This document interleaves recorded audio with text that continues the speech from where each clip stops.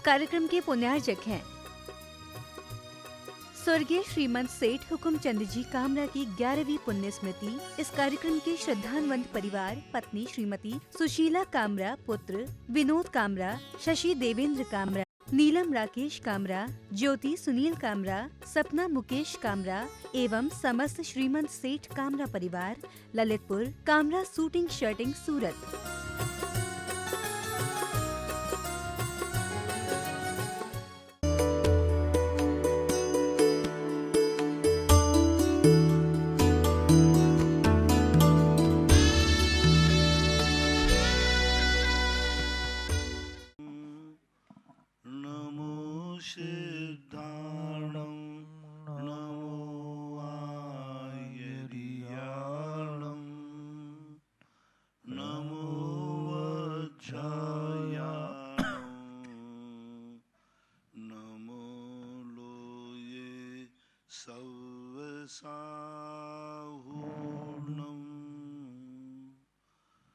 पंच परमेष्टि भगवान की जय हो।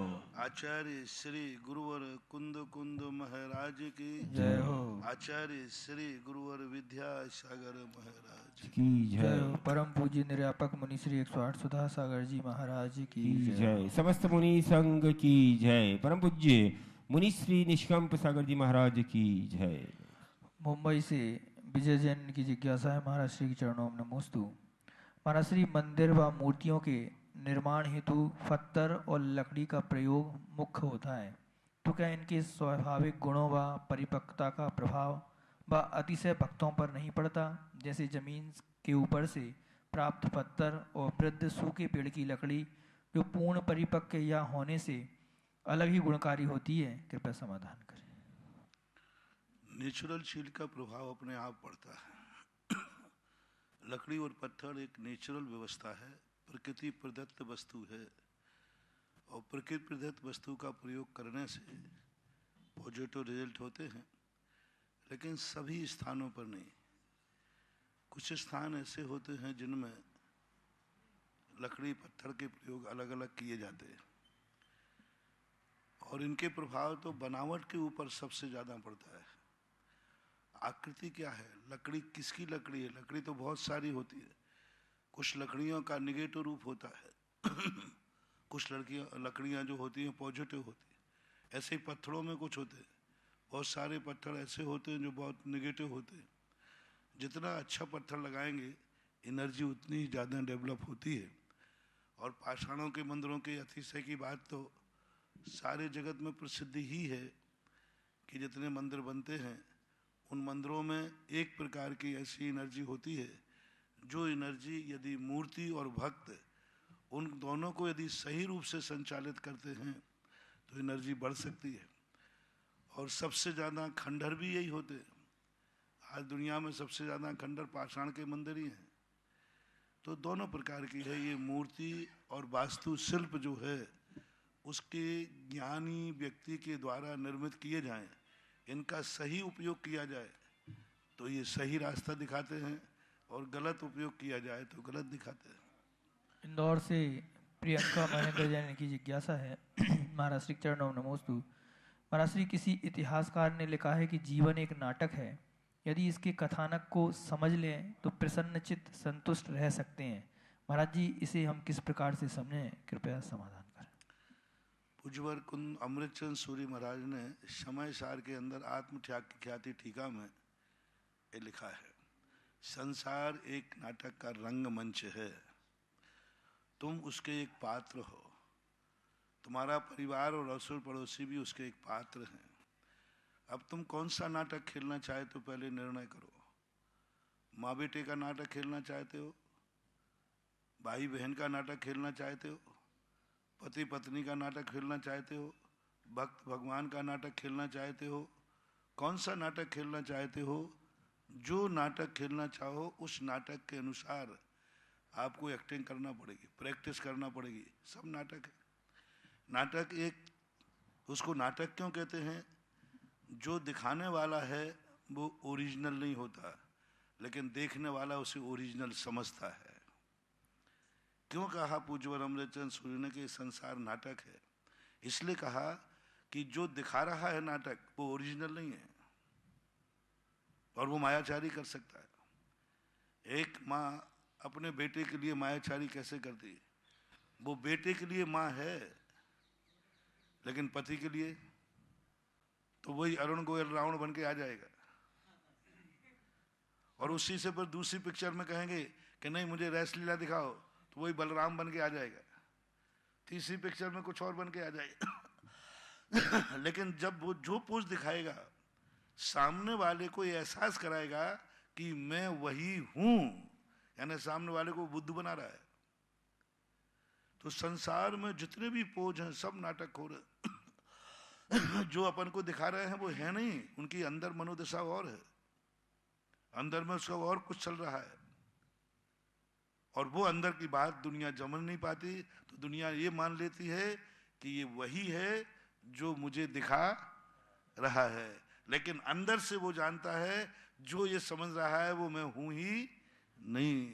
एक बार उदाहरण दिया था मैंने कि कोई व्यक्ति हनुमान का रोल कर रहा है, हनुमान जी को लंका में आग लगाना है, तो सब लोग कह रहे हैं हनुमान जी लंका में आग लगाने जा रहे हैं, और उसका नाम था ओरिजिनल बिहारी लाल।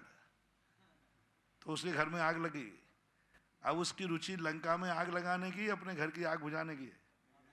बस दुनिया ऐसे ही स्वार्थी है, दुनिया को दिखा रही है कि मैं तुम्हारा हूं, लेकिन वो है नहीं। अंदर में वो खुद अपना कोई स्वार्थ समेटे बैठा है, अंदर में उसकी परिणति कुछ और है।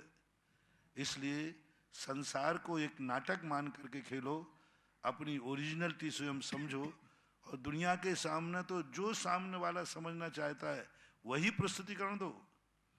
बेटा आया है तो तुम्हें माँ का नाटक करना है, पत्नी का नहीं। और पति आया है तो पत्नी का नाटक करना है, माँ का नहीं।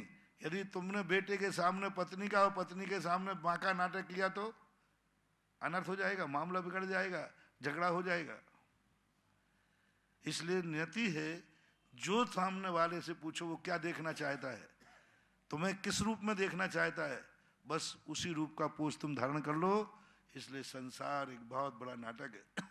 एक पंडित जी साहब हुए 16वीं शताब्दी में, बनारसी दास जी, उन्होंने एक नाटक समय सार लिखा, और नाटक समय सार में उन्होंने वही तत्व निकाला कि इस दुनिया के नाटक में अपने आत्मा के स्वरूप को पहचान लो, दुनिया तो तुम्हें पहचानने देगी नहीं। तो ये जैन शास्त्रों में तो आया ही है, सभी शास्त्रों में एक संसार को एक नाटक, एक रंग मंच कहा गया है, और अपन देख भी रहे हैं। आज जो व्यक्ति अपना है 2 मिनट लगते हैं पराये होने में, 2 मिनट लगते पराये होने में। आज जो अपना है संसार में देख लो, अपने सगे ही जो होते हैं कल पराये हो जाते हैं, दुश्मन हो जाते हैं। इतने दुश्मन हो जाते हैं कि भाई भाई की भी हत्या कर देता है। आज जितने अपने हैं, किसी को अपना तो मानना ही नहीं, एक क्षण पहले अपना है और ये चुटकी बजाते ही पराया हो जाता है। सब संबंध ऐसे ही हैं। हमेशा संसार में रहने वाले व्यक्ति को हमेशा एक समझना चाहिए कि वो एक नाटक देख रहा है, ओरिजिनलिटी नहीं।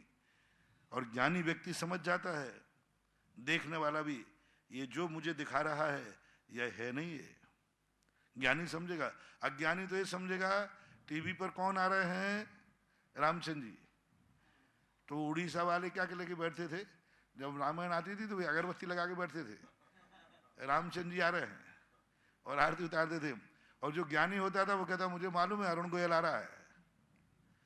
अब अरुण गोयल तक पहुंचना, क्योंकि उसने पोज इस ढंग के प्रस्तुत किया है कि अच्छे अच्छे लोग उस समय जब नाटक खिलता है ना, तो अच्छे अच्छे लोग रो पड़ते हैं, हंस पड़ते हैं, उनको ओरिजिनल लगने लग जाता है।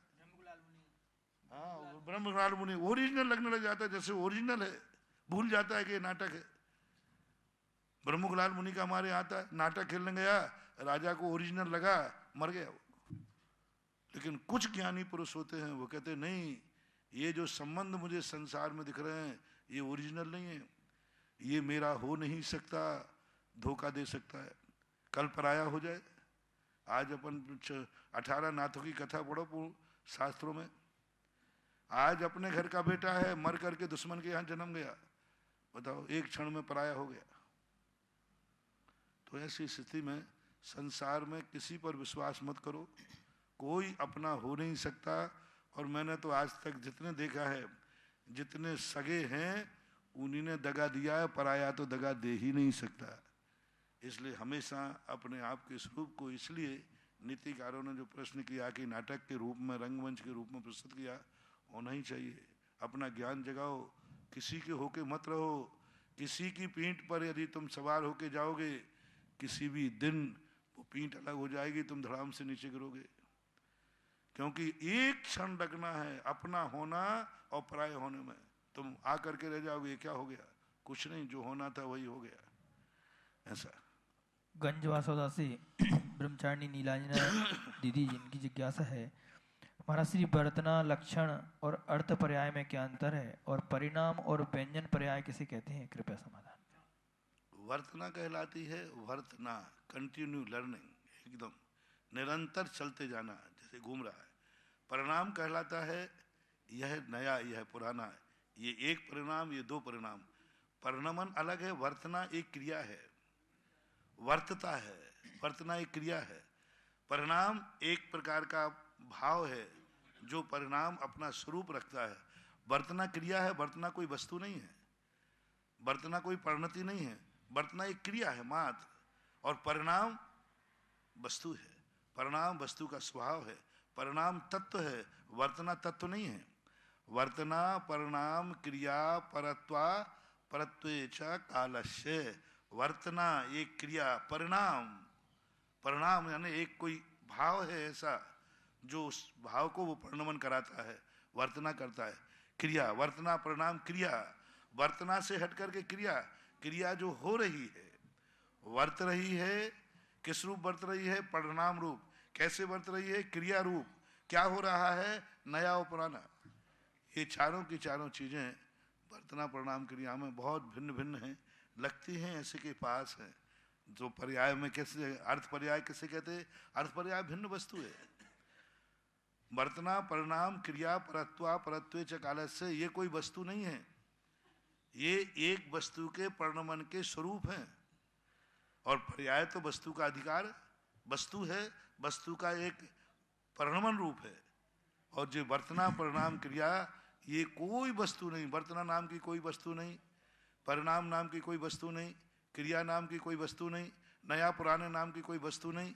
ये तो वो जो पर्याय निकलती हैं द्रव्य और पर्यायों के बीच की, उस क्रिया को बोलते हैं काल निमित्त से वह क्रिया उसमें चलती रहती है। गुना से ब्रह्मचारी नीरज जैन की जिज्ञासा है, महाराज श्री आपने बताया कि समयसार जी, नियमसार जी आदि ग्रंथों के विधान करना ठीक नहीं है। तो महाराज जी हम तत्वार सूत्र के व्रत कर रहे हैं, तो क्या हम तत्वार सूत्र विधान कर सकते हैं? इसमें कोई दोष तो नहीं है? कृपया समाधान। तत्वार सूत्र विधान है ही नहीं, कर क्या सकते? नियमसार प्रवचनसार आदि विधान नहीं कर सकते, उनको पढ़ने की तो मनाही नहीं की मैंने। पढ़ने को क्रम कहा है, मैंने कहा है कि पहले प्रथमानुयोग पढ़ो, फिर कर्णानुयोग, चरणानुयोग पढ़ो, कर्णानुयोग पढ़ो, फिर द्रव्यानुयोग पढ़ो। पढ़ने की मनाही नहीं है। पहली क्लास में ही तुम एमए की क्लास पढ़ने लगे, अरे पहली क्लास पास तो हो पहले। तो क्रम होना चाहिए, क्रम की व्यवस्था हमने बताई है। दूसरा, ये जो विधान शास्त्रों के नाम से विधान रचे जा रहे, ये आगम बाय हैं, गलत है। तत्वार सूत्र के उपवास करने वाले को तत्वार सूत्र विधान नहीं करना, उसे तत्वार सूत्र की पूजा करना है। अब तत्वार सूत्र की पूजा क्या होगी? जो जिनवानी की पूजा है वो करो, वो जिनवानी है।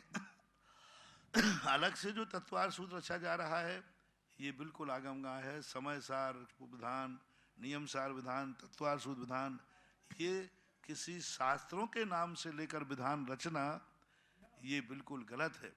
विधान सदा देव और गुरु के नाम से रचा जा सकता है। बस ये दो वस्तुएं हैं, दो द्रव्य हैं, दो पर्याय हैं। जितने भी विधान होंगे वो किसी ना किसी भगवान आदि को लेकर के ही विवक्षित होंगे। अब और जो कल्पद्रुम विधान तीर्थंकर को लेकर के है, इंद्रदंत विधान अकृत्रिम चैत्यालयों को लेकर है, कर्मदहन विधान जो है 148 कर्मों को लेकर के विधान है, लेकिन वो कर्मदहन विधान कर्मों को आश्रित बनाया गया, किसी ग्रंथ को या जिनवानी को आश्रित नहीं बनाया गया। ऐसा नसीराबाद से सुभाष जैन की जिज्ञासा है, महाराज श्री चरणों में नमोस्तु। महाराज जी अधोलोक में 7 करोड़ 72 लाख जिनाले हैं, ऊर्ध्वलोक में 7 लाख जिनाले हैं, जबकि मध्यलोक में केवल 458 जिनाले हैं। तो मध्यलोक में इतने कम जिनाले क्यों हैं? कृपया समाधान। व्यवस्थाएं हैं, क्योंकि ऊर्ध्वलोक में, मध्यलोक में जो कुछ भी है सब एक ही मंजिल के फैले हुए हैं, और ऊर्ध्वलोक 7 राजू ऊंचा है। मध्यलोक तो मात्र 1 लाख योजन मात्र है, और 1 लाख योजन में भी मल्टी मात्र मेरू के यहाँ मात्र मल्टी मंदिर हैं, पहले मंदिर दूसरे मंदिर ऐसे मंदिर है, बाकी सब मंदिर एक ही रूप में। स्वर्ग 7 राजू में है, कुछ कम में। तो 7 राजू के अंदर अलग अलग विमान हैं, तो उनके कारण से उनका क्षेत्रफल बड़ा है। मध्यलोक का क्षेत्रफल बहुत छोटा है, बहुत छोटा है मध्यलोक का क्षेत्रफल। 1 राजू 1/1 राजू है, और ऊर्ध्वलोक है 1/7 राजू, कुछ कम यानी ऊपर ऐसा 7 राजू, 1/7 राजू और 1/1 राजू में कितना अंतर है? बहुत अंतर है। ऐसा डावी से सागर चंद जैन इनकी जिज्ञासा है महाराज श्री चरणों में नमस्तु। महाराज श्री, व्यक्ति के इष्ट जिन विचारों व कार्यों को नहीं जानते, वह नकारात्मक विचार व्यक्ति के मन में आ जाता है और कार्य हो जाता है, और उसका फल पतन है, जिनको कि आपने रोकने के लिए कहा। गुरुवर, इन नकारात्मक विचारों को किस तरह से रोकें कि ये चंचल मन एकाग्र होकर अच्छे व सकारात्मक विचारों व कार्य की ओर समर्पण कर सके? कृपया समाधान। अभी विगत 1-2 महीने से मेरे इसी पर प्रवचन चल रहे हैं, नकारात्मक और सकारात्मक ऊर्जा। आज भी मैंने वही वचन कहा कि आप किसी वस्तु को देख करके, उस वस्तु को देखने के बाद आपके मन में क्या भाव आया। आपसे कमजोर वस्तु देख करके, जैसे मैंने एक जल कहा, जल से सकारात्मक ऊर्जा लेना है। बड़ों से तो सब सकारात्मक ऊर्जा ले लेते हैं, छोटों से सकारात्मक ऊर्जा कैसे लें? छोटों से एनर्जी कैसे प्राप्त करें? बड़ों की एनर्जी सारी दुनिया को मालूम, भगवान है, उनसे हमें एनर्जी लेना है, उनका हम गुणानुवाद करते हैं। लेकिन हम छोटे से एनर्जी कैसे लें? जैसे मान लो एक जल है, जल से एनर्जी कैसे लें? किसी से भी एनर्जी लेना है, चाहे बड़ा हो चाहे छोटा हो, उसकी प्रशंसा करना पड़ेगी, उसकी पूजा करना पड़ेगी, उसकी आराधना करना पड़ेगी, उसका गुणानुवाद करना ही पड़ेगा। यदि हम गुणानुवाद पूजन किए बिना कुछ लेना चाहते हैं तो मात्र ये समझना डाकू है। डाकू डंडे के बल पर जाकर के दूसरों को लूट के ले आता है, गुंडे तत्व है। तो जो हम किसी भी वस्तु से कुछ लेना चाहते हैं, वो दुर्योधन की नीति है, धमका करके डरा करके लेने का भाव आना नहीं। किसी भी वस्तु से हमें ऊर्जा लेना है तो लेने से नहीं, देने से शुरू होती है। लेने का भाव आ गया, इससे मुझे ये लेना है, समझ लेना आप में गुंडागिर्दी आएगी, डाकूपना आएगा, और ले भी लोगे वो फलेगा नहीं। आप लेना नहीं, आप एक पेड़ से एनर्जी चाहते हैं, पहले पेड़ के लिए आप एनर्जी दीजिए, मैं इसको क्या दे सकता हूँ। आज सुबह मैंने कहा मैं पेड़ को लगाऊंगा, मैं इसको खाद दूंगा, इसको पानी दूंगा, इसको हरा भरा रखूंगा, इसकी सुरक्षा करूंगा, इसको बहुत बड़ा करूंगा। आपने उसको एनर्जी दे दी। आपने अभी ये भाव नहीं कहना कि इससे मैं क्या लूंगा। आपका भाव आ गया, ये पेड़ को लगाऊंगा, मैं बड़ा हो जाएगा तो इतना काटूंगा, इसकी सब्जी बनाऊंगा, इसका फल करूंगा, इसकी छाया बनूंगा। आपको कुछ नहीं मिलना, आप मर जाओगे, पेड़ कुछ नहीं दे पाएगा तुम्हें। पहले आप देना सीखिए कि हम इस पेड़ को क्या दोगे, खाद दूंगा, पानी दूंगा, बड़ा करूंगा, सुरक्षा। और जैसे जैसे आप बोलते जाएंगे, पेड़ तुरंत सकारात्मक ऊर्जा देना शुरू कर देगा कि ये तो मुझे देना ही देना दे रहा है, ये तो लेने की बात ही नहीं कर रहा है, ये तो दे रहा है। मैं खाद दूंगा, इसको पानी दूंगा, मैं इसकी सुरक्षा करूंगा, इसका सिंचन करूंगा, इसको हरा भरा बनाऊंगा। तुरंत पेड़ को स्पंदन होगा। जो व्यक्ति मुझे सब कुछ दे रहा है, लेने की बात नहीं कर रहा, तो वो भी सोचना शुरू करेगा मैं इसको बहुत अच्छे फल दूंगा, मैं इसको छाया दूंगा, मैं इसकी ज़िंदगी सुरक्षा करूंगा, मैं इसको दुआ करूंगा। तुम किसी को दोगे तो वो देना चालू कर देगा, और तुम किसी से लोगे तो वो भी लेना चालू पड़ेगा। टेट फॉर टेट, जैसा करोगे वैसा पाओगे। और उसका गुणानुवाद करिए आप। पहले एक पानी है, पानी से आपको पॉजिटिव एनर्जी चाहिए। हमने आज सुबह पूछा था, पानी तुच्छ है, निम्नगा है, स्थावर है, करो निंदा तुम जितनी करना हो। ये तुच्छ जाती है, ये निंदा जाती है, क्या लगता है इडियट, कुछ नहीं है, तुम्हें कुछ भी नहीं मिल पाएगा। तुम देखो उस पानी में ऐसा कौन सा गुण है जो तुम में नहीं है। पानी एक ऐसा कौन सा गुण है जो तुम में नहीं है। कोई प्यासा है, तुम उसकी प्यास बुझा सकते हो? तुम्हारे पास क्या था, तुमसे बड़ा है कि छोटा है? तुम तो कह रहे पानी कुछ नहीं, इडियट है, पैर धोने काम आता है। तुम्हारे में ताकत नहीं। एक व्यक्ति कहता है साहब मैं प्यासों मर रहा हूं अपन क्या करेंगे? और क्या भैया साता रखो, कुछ करेंगे? पानी कहता है मुझे बुला दो, मैं अभी हाल बुझाता हूं। अब ये गुण जैसे तुमने देखा, हो हे जल तू मेरे से महान है, कितने जीवों की प्यास बुझाता है, तू महान है। तू भगवान के ऊपर ढलता है तो गंदोदक बन जाता है, और मैं भगवान को छू लूं तो मैं गंदोदक नहीं बनता। यदि तुम भगवान को छू लोगे तो क्या आप इतने पावन बन जाओगे? लेकिन जल, अब ये गुण जैसे तुमने पानी में देखा, पानी आपको पॉजिटिव ऊर्जा दे देगा। नदी किनारे बैठ के पॉजिटिव ऊर्जा लो। मैंने उदाहरण दिया था, मैं भेड़ा घाट के अंदर वाटरफॉल के यहाँ जो वहाँ पर है, वहाँ 4 घंटे 5 घंटे ध्यान में बैठा। इतनी पॉजिटिव एनर्जी दी, उसने दी और मैंने उसको दी। मैं उसके गुणों का चिंतन नहीं करता रहा, गुणों पर नेगेटिव गया ही नहीं, पूरे नेगेटिव, एक पॉइंट पे भी नेगेटिव नहीं गया, हमेशा उसमें पॉजिटिव पॉजिटिव देखा। उस नर्मदा के पानी में मैंने एक बार भी बुराई नहीं की, मेरे मन में भी भाव नहीं आया कि तुच्छ स्थावर जीव है, ये पाप कर्म के उदय से जी रहा है। नहीं, मुझे पॉजिटिव पॉजिटिव आया, इतना पॉजिटिव आया। 1 घंटे के बाद उसने हमें पॉजिटिव एनर्जी देना चालू कर दी। पहले मैंने उसको दी और फिर उसने जो मुझे एनर्जी दी, इतनी एनर्जी दी कि शाम के 4:30 बज गए, लोगों ने हल्ला गुल्ला शुरू कर दिया तो उठे, नहीं तो मैं रात भर भी वहीं बैठता। इतनी पॉजिटिव एनर्जी दे रहा था मुझे। तो हमें कुछ देना पड़ेगा, कोई दुनिया से हमें कुछ लेना है तो देना सीखो। हवाओं से, सब चीज से, अपने से जो छोटा है उसको तुम क्या दे सकते हो, वो तुम्हें दे देगा। और फिर यही सिस्टम बड़ों में लागू होता है। बड़ों से हमें कुछ लेना है तो तुमने क्या दिया है उनको जो तुम लेना चाहते हो। हमें तो देखते हैं कि हमने भगवान से हमें क्या मिला, हम ये नहीं सोचते हैं हमने भगवान को क्या दिया जो लेने का अधिकार रखते हैं। हम भी तो सोचें, हमें इससे ये मिलना चाहिए, ये मिलना चाहिए। अरे तुमने उसको क्या दिया है जो दादागिरी दिखा रहे हो? तुमने क्या दिया, थोड़ा तो विचार करो कि मेरे से भी बड़ों को कुछ मिला है कि नहीं, मेरे से भी उस पेड़ को कुछ मिला है कि नहीं। इस पर कोई विचार नहीं कर रहा। हर बेटा कहता है बाप ने मुझे क्या दिया। अरे मूर्ख, तूने बाप को क्या दिया इसका हिसाब बता दे। हर बेटा कहता है कि बाप ने क्या दिया, तो तू ये और बता दे तूने बाप को क्या दिया। मियाँ बीवी जब लड़ते हैं तो एक ही बात कहते हैं, तेरे बाप ने क्या हुंडी बकस दी, क्या बोलते हो, हुंडी ऐसे ही बोलते थे। वो शब्द थोड़ा अलग तुम लोग स्पेशल होता है। तेरे बाप ने कोई मुझे हुंडी बकस दी। अरे मूर्खानंद, मैं पूछता हूं तूने उसके बाप को क्या दे दिया, ये और बता दे, क्या दे दिया।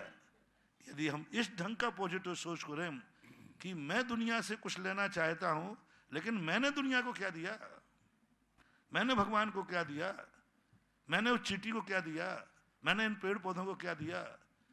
अभी जो प्रवचनों का चिंतन चल रहा है, प्रातः काल के प्रवचनों की श्रृंखला को जो व्यक्ति अपने जीवन में उतार लेगा, इन सारे प्रश्नों के समाधान ऐसे मिलेंगे कि तुम्हारी जिंदगी का हर क्षण खुशहाली हो जाएगा और हर व्यक्ति तुम्हारे आंसू पहुंचने के लिए सदा खड़ा रहेगा।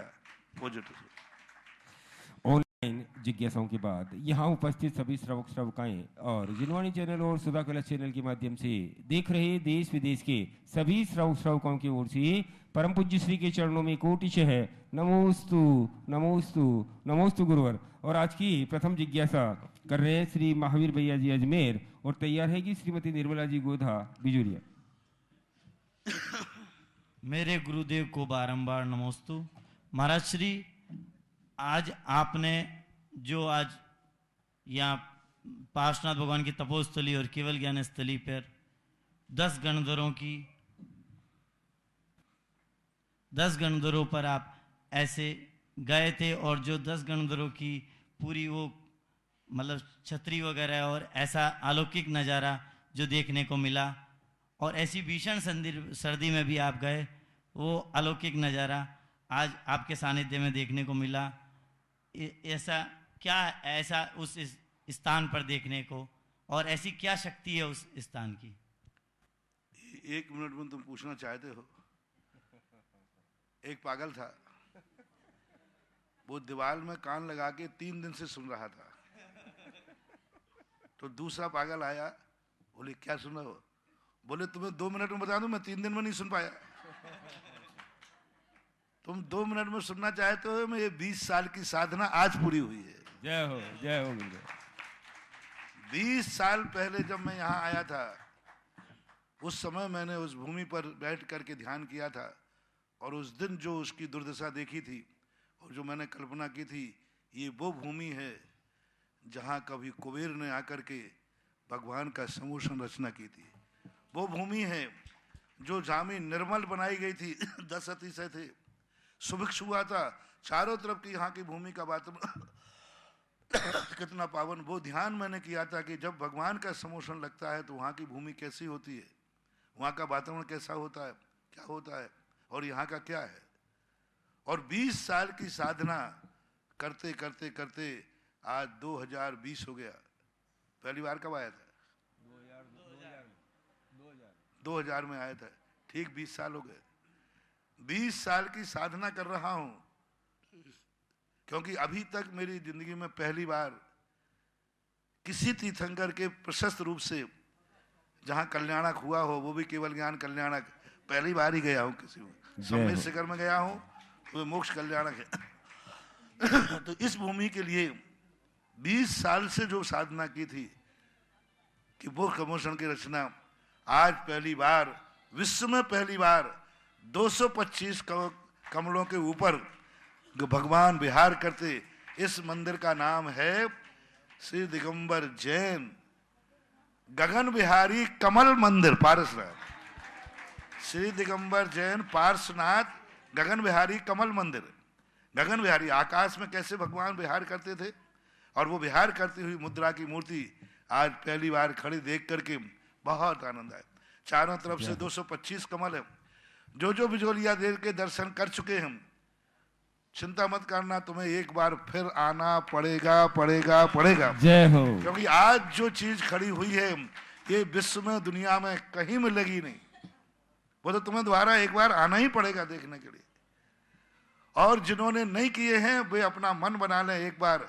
225 कमल के बीच में जो आज भगवान ओरिजिनल काया वाले, ओरिजिनल भगवान की जो ओरिजिनल काया थी 9 हाथ की, यानी 13.5 फीट की, 13.5 फीट के ऊपर भगवान कैसे डग भर के विहार करते हैं, वो मुद्रा की मूर्ति स्थापित हुई। भक्तांबर के हर श्लोक को तुमने दुनिया में कहीं ना कहीं देखा होगा, लेकिन एक श्लोक वो छूट जाता था जिसको मैंने पहले कहा, वो आज तपोदय तीर्थ क्षेत्र में सार्थक हुआ। उन्नेन्द्र हेम नव पंकज पुंज कांति पर यूल सन्नख मयूख शिखावि रामहु पादौ पदानि तव यत्र जिनेन्द्र दत्ता पद्मानि तत्र विबुधा परि कल्पयन्ति। कैसे रचना करता है वो सौधर्मेंद्र। 225 कमल बिछा देता है। जब भगवान एक कदम रखते हैं क्या दृश्य होता होगा उस समय। और 225 कमल चारों दिशाओं में बिछाते, वो एक प्रैक्टिकल रूप से पूजनीय मूर्ति होगी, प्रतिष्ठित मूर्ति होगी। क्योंकि विहार करते समय महाराज पूजनीय होते हैं कि नहीं होते? भगवान भी विहार करते समय पूजनीय होते हैं। और अब देखना इस मूर्ति के विराज करते ही जहां भगवान का विहार होता है 100 योजन तक सुभिक्ष पड़ता है। जय हो, जय हो। और ये क्योंकि विहार होना, विहार की मुद्रा की बात कही है। जहां मुनिराज का भगवान का विहार होता है 100 योजनों तक सुभिक्ष ही सुभिक्ष होता है विहार मुद्रा का, क्योंकि उसके प्रतीक होते हैं कमल। 225 कमल जहां खिल रहे हों, वह तो क्षेत्र का तो विकास हो गई होगा, इस पूरे परिसर एरिया का भी विकास ही विकास है। जय हो।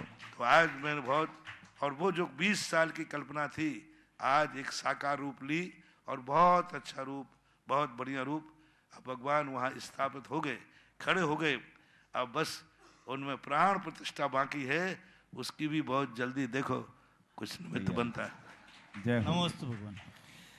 श्रीमती निर्मला जी गोधा और तैयार रहेंगे श्री पारस कुमार जी ठोला बिजोलिया। बंधुओं, परम पूज्य श्री के आशीर्वाद से और मैं पूरी तीर्थ क्षेत्र कमेटी और पूरे मेवाड़ प्रांत की ओर से परम पूज्य श्री के चरणों में आभार के रूप में कोटि से नमोस्तु नमोस्तु नमोस्तु अर्जित करता हूँ। और परम पूज्य श्री ऐसे ठंड के मौसम में वहाँ विराजमान रहे, और जो 13.5 फुट ऊंचाई की जो पार्श्वनाथ भगवान की मूर्ति और 9 फुट बड़ा जो कमल था, इस तरह विराजमान हुआ जैसे फूल को उठा के हम लोगों ने वहां बिठाया हो। किसी तरह की कोई तकलीफ, किसी तरह का कोई, और 1 मिनट लगा, 1 मिनट में भगवान खड़े हो गए। तो ये सारा जो श्रेय है परम पूज्य श्री के आशीर्वाद की से ही हो पाया है। तो मैं परम पूज्य श्री के चरणों में पूरे मेवाड़ प्रांत और यहाँ बैठे सभी श्रावकों की ओर से कोटिशय नमोस्तु नमोस्तु नमोस्तु गुरुवर और आदर सहित आभार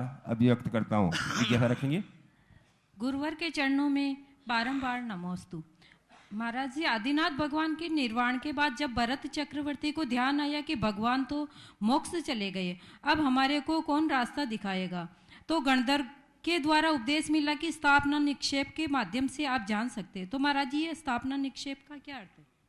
स्थापना निक्षेप कहलाती है जो वस्तु हम साक्षात प्राप्त नहीं कर पाते, उसी आकृति को हम किसी अन्य चित्र में स्थापित करके और उसको वह कल्पना कर लेते। जैसे मूर्ति के अंदर हमने उनका मूर्ति का आकार बना दिया और आकार बना करके उसमें हमने प्राण प्रतिष्ठा करके उसको यथारूप स्वीकार कर लिया। एक तदाकार स्थापना होती है और एक अतदाकार स्थापना होती है। अतदाकार स्थापना वो कहलाती है जैसे तुम लोग शतरंज की गोटियाँ अलग अलग करके गोटियाँ बना ली, बोले ये हाथी है, ये घोड़ा है, ये है, ऐसा है। और एक होती है तदाकार स्थापना, जैसा हुबहू वो है वैसी ही उनकी आकृति बना करके और उसमें प्राण प्रतिष्ठा करके पूजा करना। ये यानी अब आगे आकर के आप भगवान तो तुम्हें मिलेंगे नहीं, लेकिन भगवान की मूर्ति बना करके उसी को साक्षात रूप मान करके पूजा करोगे, उससे तुम्हारी हर समस्याओं का समाधान होगा। जो समाधान साक्षात तीर्थंकर से होता था वही समाधान तुम्हारा मूर्ति से होगा। जैसे लोग व्यवहार में कथा आती ना कि जो अज्ञान अर्जुन को साक्षात गुरु से मिला, एकलव्य को स्थापना निक्षेप से माटी का पुतला बना करके भी उसने ज्ञान प्राप्त किया। और इतना ज्ञान साक्षात गुरु से भी जो ज्ञान नहीं ले पाया, स्थापना निक्षेप के गुरु से एकलव्य ने अर्जुन से भी ज्यादा ज्ञान लिया। आज बहुत ज्यादा लिया। साक्षात गुरु भी वो ज्ञान नहीं दे पाए जो कि उनकी मूर्ति बनाकर उससे ज्ञान लिया। जिस युग में चौथे काल में साक्षात भगवान यहाँ विराजमान थे, उस समय वो लाभ नहीं ले पाए। यदि हमारी सच्चा सद्दी है तो हम मूर्तियों से भी वो लाभ ले सकते हैं जो साक्षात भगवान से भी नहीं मिल सकता। बस सवाल है आपकी श्रद्धा और आस्था का। महाराज जी, आप रोज प्रवचन में बोलते हो कि महिलाओं को पुरुषों की बराबरी नहीं करनी चाहिए, तो महिलाओं को पुरुषों की बराबरी नहीं करनी चाहिए। तो महाराज जी, अभी यहाँ बिजोलिया में सरकार ने वो आया कि महिलाओं की सीट आई सरपंच में, तो महाराज जी वो तो फिर खड़ी होएगी ना। मैं तुम्हें से नहीं कहता हूँ, मैं पुरुषों से भी कहता हूँ, पुरुषों को महिलाओं की बराबरी नहीं करना चाहिए। दोनों को कहता हूँ मैं तो, दोनों को, क्योंकि दोनों अपने आप में हैं। एक बड़ा आदमी बच्चे की बराबरी करे, बच्चा बड़े की बराबरी करे, बराबरी कंपटीशन नहीं। आप अपना अपना कर्तव्य कीजिए। आज जो पहला सीट रखी गई ये बराबरी रखने के लिए नहीं रखी गई, ये महिलाओं को अपने आप में हक मिला है कि तुम्हारा भी हक है। हाँ, ये होता है कि महिलाओं की बराबरी करने का अर्थ है पुरुष नहीं बैठेगा। उन्होंने एक व्यवस्था बना दी आज के समय में, क्योंकि आज का समय प्रजातंत्र का समय है और प्रजातंत्र का अर्थ होता है बहुमत। हर व्यक्ति को बहुमत चाहिए, कोई भी निर्णय करना है अपना बहुमत चाहिए। इसमें हमारे यहाँ नीति आती है कलौ एकता बलम, कल युग में एकता ही बल है। तो आज प्रजातंत्र होने से नारियों को दिया जा रहा है कि तुम भी अपना बहुमत सिद्ध करो और अपने अधिकारों को सुरक्षित करो। श्री पारस जी की बात यह रहेगी। श्रीमती अलका जी मोदी, बिजोलिया। निरापक श्रवण मेरे आराध्य गुरुवर के पावन चरणों में परिवार सहित सत सत नमोस्तु गुरुवर। गुरुवर, धार्मिक कार्यों को करने के लिए धन की आवश्यकता होती है, इसी प्रकार सामाजिक कार्यों को भी संपन्न करने के लिए धन की आवश्यकता पड़ती है। लेकिन आपके एक प्रवचन में धन का दान देने का निषेध किया गया है, तो गुरुदेव ये किस अपेक्षा से किया गया, समझाने का कष्ट करें। इस अपेक्षा से किया जो अपेक्षा मेरी है। जो मैं साधु बन जाए वो धन नहीं दे सकता, दान नहीं दे सकता। हम दान देना चाहें तो हमें चोरी का दोष लगेगा, क्योंकि तू सामने वाला पूछ सकता है बाबा जी आपके पास कहाँ से आया, तो वो दान नहीं दे सकता। दान और त्याग, जो व्यक्ति त्याग कर सकता है उसे दान देने की जरूरत नहीं। दान उसे देना पड़ता है जो पाप करता है। दान एक वो प्रक्षालन है, जो व्यक्ति गंदा होता है उसे तो स्नान करना है।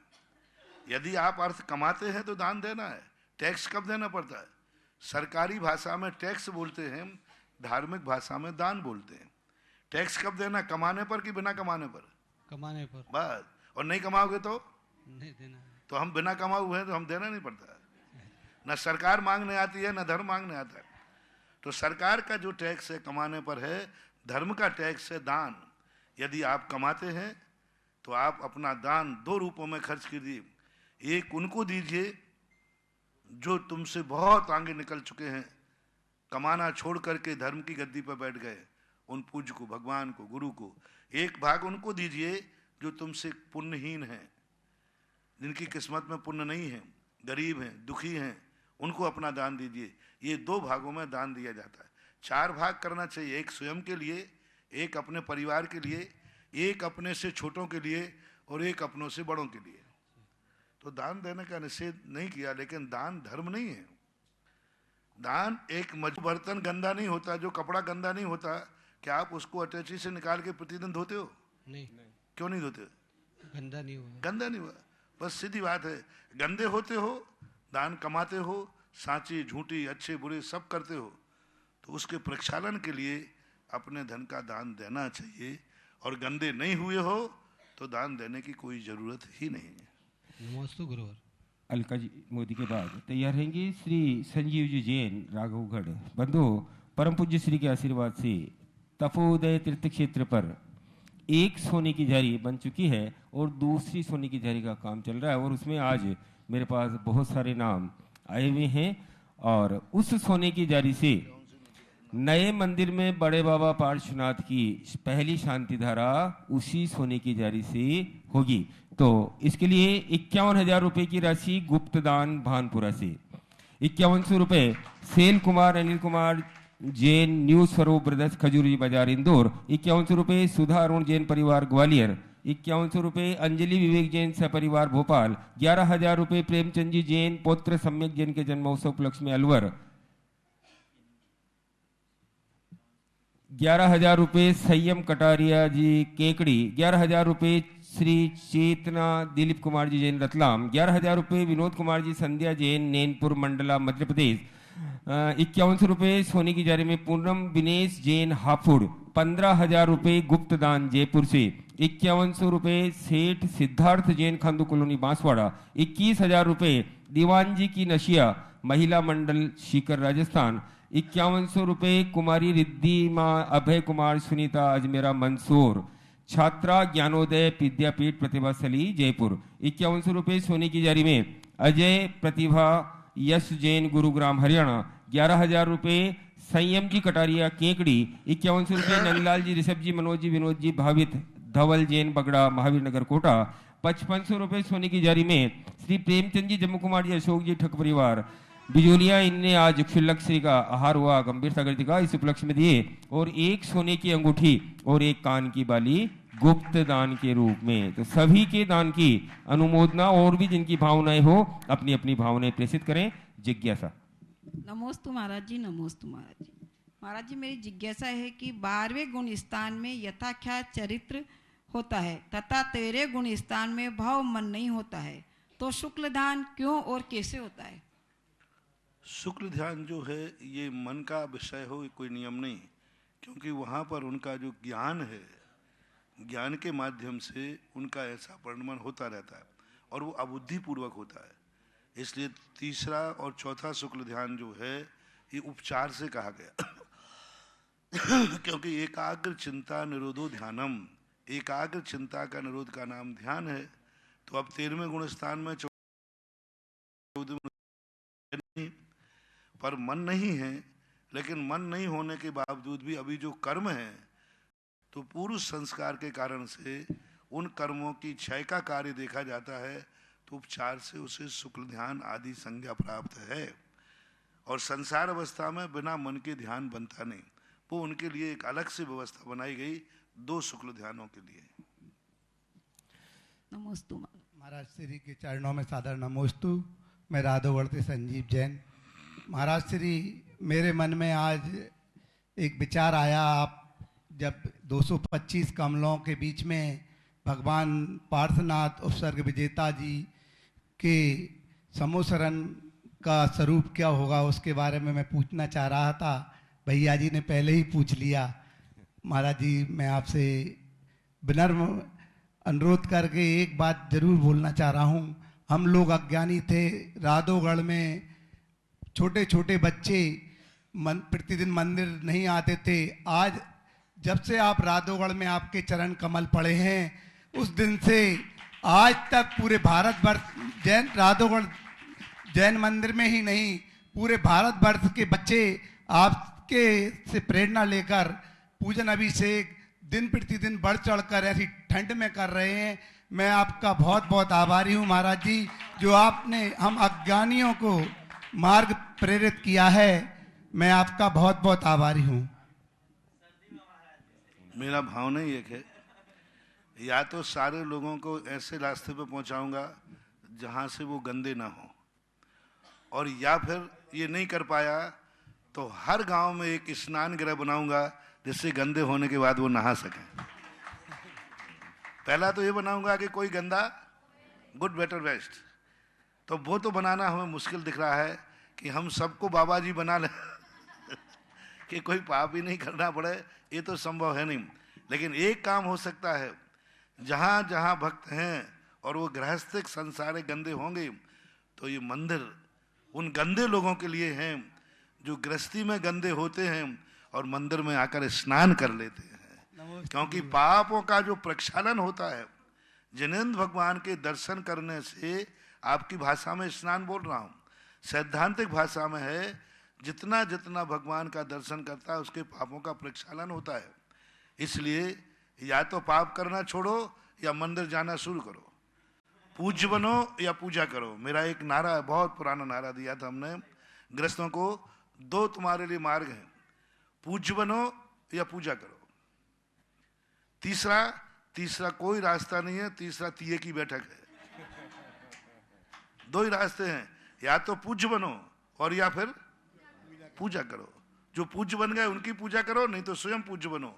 तो इन 2 में से तुम लोग एक पसंद कर रहे हो, पहला वाला पसंद नहीं कर रहे। मेरी भावना है तुम पूज्य बनो, तुम कहते कि नहीं वो मेरे बस की बात नहीं है, तो फिर दूसरा कहता हूं पूजा करो। तीसरा कोई रास्ता ना था, ना है और ना रहेगा। जय गुरुदेव। मनोज जी सेठिया बिजोलिया, और उसके बाद तैयार है कि उषा जी पटवारी बिजोलिया। महाराज श्री सेठिया परिवार ने ही आज पार्श्वनाथ भगवान की केवल ज्ञान भूमि पर पार्श्वनाथ भगवान की जो 10 गणधर थे, उनके चरण चिन्हों पर 10 क्षत्रिय और मूल नायक पार्श्वनाथ भगवान जो 13 फुट 13.5 फुट के विहार रथ प्रतिमा आज विराजमान हुई, उसका तिलकदान करने का सौभाग्य प्राप्त किया। आज ऐसा किया, देखो मैं क्या करूं, वो एक तुम गाना गाते हो, लूट लिया मुझको मिलके हुस्न वालों ने, ऐसा कुछ है आगे पीछे पता नहीं, लूट लिया मुझके मिलके मेरे हुस्न वालों ने। तो वहां बैठा था, इन्होंने ले लिया। वो छतरी एक 5-5 कलश की थी। 2-3 दिन पहले चर्चा आई थी कि छतरियों के लिए क्या क्या रखा जाए, वहाँ जो 10 गणधर हैं, तो हमने कहा कम से कम 5-5 कलश तो होना ही चाहिए। लेकिन आज वहाँ मैं इतना खुश था, और वो मैंने कहा जब तक भगवान खड़े नहीं हुए तब तक तो ये रेट है, और उसके बाद फिर मैं पहुंचता हूँ आगे। गुलाब चंद जी ने ऐसा लूटा, उन्होंने कहा 10 छतरी मेरे नाम। जय हो। और उस समय चूक जाते, स्टेज पे माल आ जाता, अब फर्क तो पड़ता ही है। एक माल वहां जाके लेना जहां प्रोडक्ट होता है, और एक माल बाजार में आ जाए वहां लेना, अंतर तो पड़ता है। इसने उसी खेत में ही ले लिया जब वहां बनी रहा।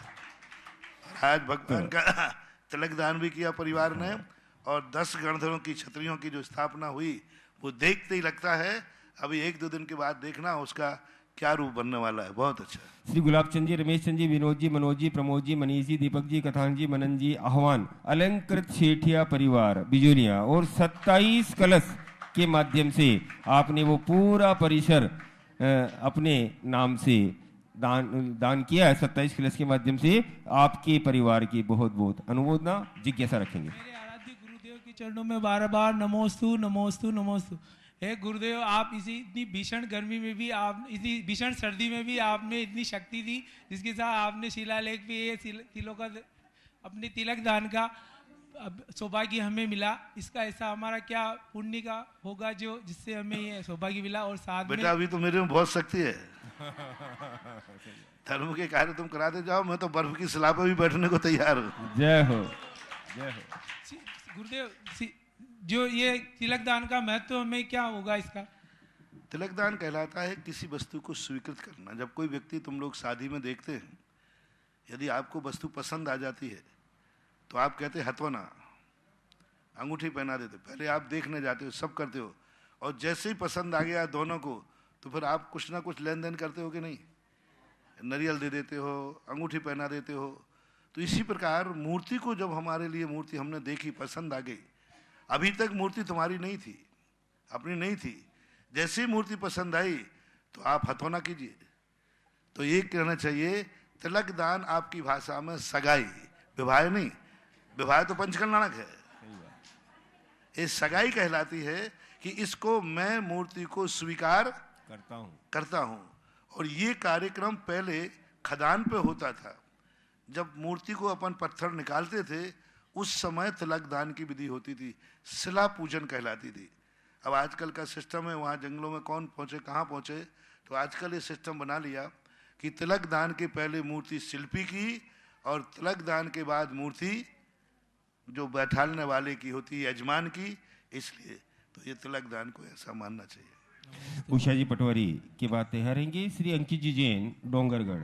बंधुओं, परम पूज्य श्री के आशीर्वाद से तपोदय तीर्थ क्षेत्र पर जो सहस्त्रकूट जिनालय बनने जा रहा है, उसमें 1 लाख रुपए के माध्यम से एक प्रतिमा विराजमान करने का सौभाग्य प्राप्त किया है। विपिन जी जैन, बीना जैन मेरठ, अशोक जी, इंदिरा, अंकुर, राजुल, भव्य, नवीक्षा जैन कोटा, श्री सुगन चंद जी, सुनील जी, ऋषभ जी, कंचनबाई लीना शाह मांडलगढ़, श्री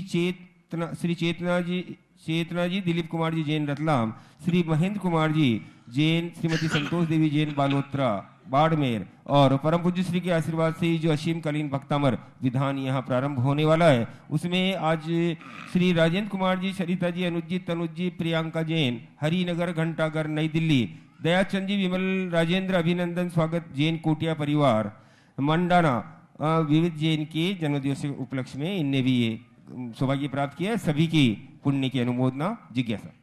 मेरे गुरुवर के चरणों में कोटिश्य नमन। गुरुवर, समवेग दृष्टि और एक भव अवतारी इंद्र मनुष्यों में सब प्रकार से श्रेष्ठ है, फिर वह समवेग दृष्टि ग्रस्त का सम्मान क्यों करता है? सम्यक दृष्टि एक भवतारी, प्रश्न बोले फिर से अच्छे से। समवेग दृष्टि और एक भव अवतारी इंद्र मनुष्यों में सब प्रकार से श्रेष्ठ है। ठीक है, समझ गया। सौधर्मिंद एक भवतारी सम्यक दृष्टि होकर के मनुष्यों का सम्मान क्यों करता? क्योंकि वर्तमान पर्याय की अपेक्षा से उसकी पर्याय बहुत बहुत बंधनों को प्राप्त है, वो अपावन पर्याय है। जैसे एक बच्चा भगवान का अभिषेक कर रहा है शुद्ध वस्त्र पहन करके, और एक बूढ़ा भगवान का अभिषेक नहीं कर पा रहा है क्योंकि उसकी वस्त्र अशुद्ध है, तो उस समय प्रशंसनीय कौन है? भले उम्र में बड़ा है, छोटा है वो, लेकिन वो कार्य कर रहा है। सौधर्मेंद्र इसलिए क्योंकि वर्तमान पर्याय उसकी इतनी ज़्यादा बंधनों से बंधी हुई है, इतनी अपावन है कि वो मुनिराज के चौके में भी नहीं जा सकती, वो दान नहीं कर सकती, वो मंदिर का निर्माण नहीं कर सकती, वो प्रतिमाधारी नहीं बन सकते, कुछ भी तो नहीं कर सकते, वो एक कठपुतली हैं कर्म की। इस अपेक्षा से वो मनुष्यों की वंदना करता है, क्योंकि मनुष्य पर्याय में हम जिस समय जो चाहें वह कर सकते हैं। हमें कर्मों का भी बंधन नहीं, हम कर्मों को भी पछाड़ सकते हैं, लेकिन सौधर्मेंद्र कर्मों को पछाड़ने की ताकत नहीं है, उसे करना ही पड़ेगा। वो लाख उपाय करे कि नहीं अभी मैं इस कार्य को नहीं करूँगा, कर्म कहता करना पड़ेगा, लेकिन मनुष्य कहे नहीं मैं आज यह कार्य नहीं करूँगा, मैं नियम ले लेता हूँ। वो नियम नहीं ले पाता है, पुरुष नियम ले लेता है, इसलिए वंदनीय होता है। अंकित जी जैन के बाद तैयार रहेंगी श्रीमती इंदिरा जी छाबड़ा, बिजोलिया। महाराज श्री अरविंद जी जैन शिविरार्थी, जयपुर की जिज्ञासा है। नमोस्तु गुरुवर, मेरी जिज्ञासा है कि कोई दंपति अपनी शादी की 25वीं वर्षगांठ होटल में बड़ी धूमधाम से मनाता है, तो ये करना कहाँ तक उचित है और इसमें उनके जीवन पर किस तरह का प्रभाव पड़ेगा? इस वर्षगांठ में सगे संबंधियों को शामिल होना चाहिए या नहीं? बहुत बुरा प्रभाव पड़ेगा, बहुत अशुभ प्रभाव पड़ेगा। क्योंकि पहली बात तो आप इस संबंध मना रहे हैं, धर्म दृष्टि और लोक दृष्टि से दो से बताऊंगा। धार्मिक दृष्टि से संसार की किसी क्रिया की खुशी मनाना, यानी अभी आपका संसार बहुत दूर है। किसी भी सम्यक दृष्टि ने शादियां तो की हैं, लेकिन शादी की वर्षगांठ किसी भी सम्यक दृष्टि ने नहीं बनाई, किसी ने भी नहीं। एक भी धर्मात्मा, एक भी व्यक्ति हमें कहीं दुनिया में देखने में नहीं आया। भरत चक्रवर्ती की शादियां हुई, तीर्थंकरों की हुई, रामचंद्र जी की भी हुई, सबकी हुई।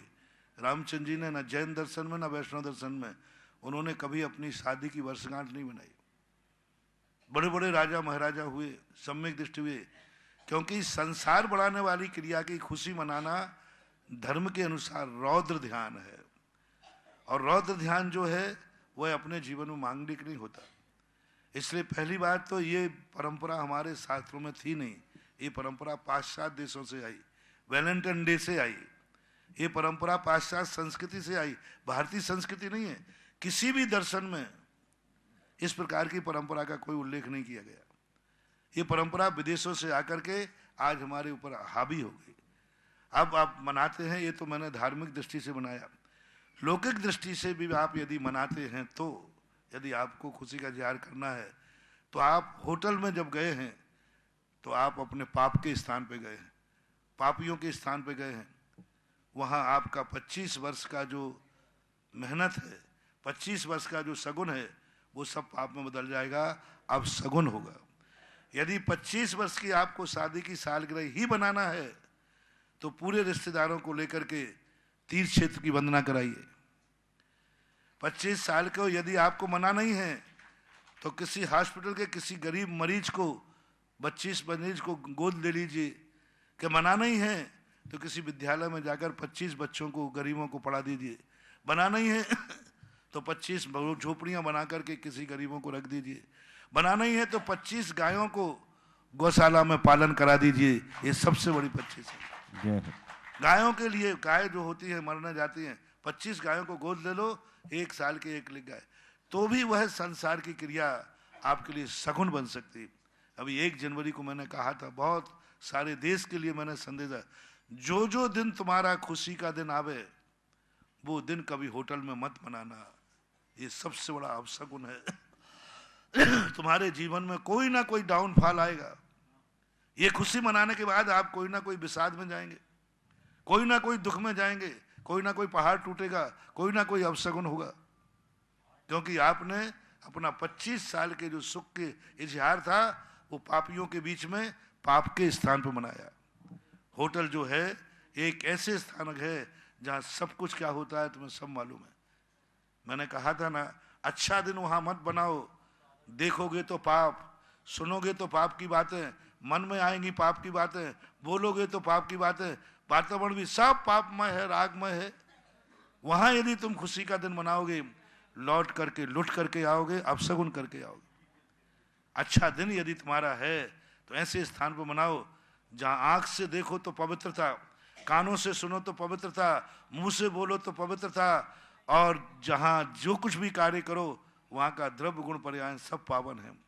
यदि आपको मनाना ही है, आदेश नहीं है, समर्थन नहीं है, मनाना ही है, तो मेरा सबसे बहुत करुणा करके है, मेरा दुश्मन भी है तो उससे भी मेरा कहना है, अपनी जिंदगी का खुशी का दिन किसी होटल में नहीं बनाना, किसी तीर्थ क्षेत्र की वंदना में मनाना।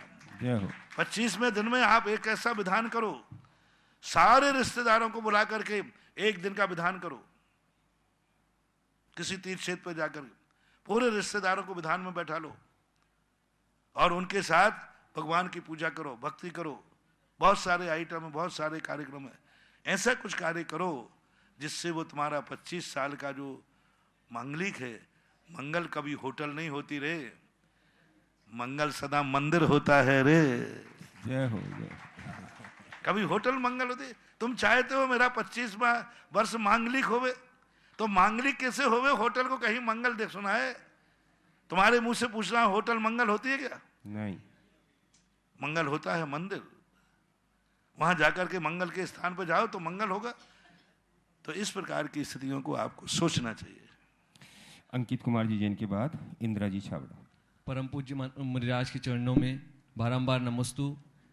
महाराज श्री जी, सावक के 6 आवश्यक क्या होते हैं, उनका पालन किस प्रकार करना चाहिए और उनके पालन करने से सावक के जीवन में क्या परिवर्तन आता है, आपकी मुखारबिंद। 6 आवश्यक जो हमने पहले बताए हुए कई बार, देव पूजा, गुरुपास्थि, स्वाध्याय, संयमस्तभा, दानम चेति ग्रस्तानाम, षटकर्माणि दिने दिने। लगभग 1000-1200 वर्ष पहले पूज्यवर पद्मनंदी महाराज ने इन 6 आवश्यकों का उल्लेख किया था। सबसे पहले उसको उठ करके अपने आराध्य की पूजा करना चाहिए, गुरु की उपासना करना चाहिए, स्वाध्याय, अपने यथायुग संयम, तप और दान, ये कार्य करना है। ये सारे कार्य गृहस्थों के लिए इसलिए अनिवार्य हैं कि गृहस्थ इनसे विपरीत पाप करता है। जो भी मैंने पहले प्रश्न का जवाब दिया था कि गृहस्थ को इसलिए धर्म करना जरूरी है, ये धर्म मोक्ष नहीं है, ये वास्तविक धर्म नहीं है, ये तो गंदे होने का स्नान है। स्नान करना धर्म नहीं है, लेकिन स्नान किए बिना धर्म करने का अधिकारी नहीं है। स्नान, ये जो 6 आवश्यक है, ये गृहस्थ को 24 घंटे में किए हुए पापों का प्रक्षालन है, शुद्ध होना है। इसके बाद जो 6 आवश्यक करने के बाद जब वो वृत्ति बनता है, प्रतिमा लेता है, तब कहीं धर्म शुरू होता है। इंदिरा जी छाबड़ा के बाद तैयार रहेंगी श्रीमती मीना जी ठोला बिजोलिया। महाराज श्री मंदसौर से अभय कुमार जी जैन की जिज्ञासा है। नमोस्तु गुरुवर, मेरी जिज्ञासा है कि यदि कोई परिवार एक दिन का शांति मंडल विधान या भक्तमर विधान करवाता है, तो उसमें जो मानने पर मंगल कलश की स्थापना की जाती है, वह अभिषेक शांति धारा के पहले की जाए या बाद में? क्योंकि आजकल पंडित जी लोग शांति धारा अभिषेक के बाद मंगल कलश की स्थापना करने लगे हैं। कौन सी बात सही है, कृपया समाधान करें। शांति धारा अलग चीज है, अभिषेक अलग चीज है, मानना विधान अलग चीज है। तो अभिषेक शांति धारा करने के बाद मानने पर जो मंगल कलश रखना है, वो बाद में ही रखा जाता है मानने पर। और अन्य कार्यों के अलग अलग मंगल कलश होते हैं। मानने वाला मंगल कलश तो अभिषेक शांति धारा के बाद ही रखा जाएगा।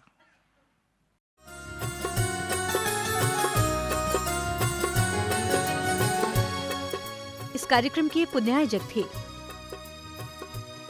स्वर्गीय श्रीमंत सेठ हुकुमचंद जी कामरा की 11वीं पुण्य स्मृति।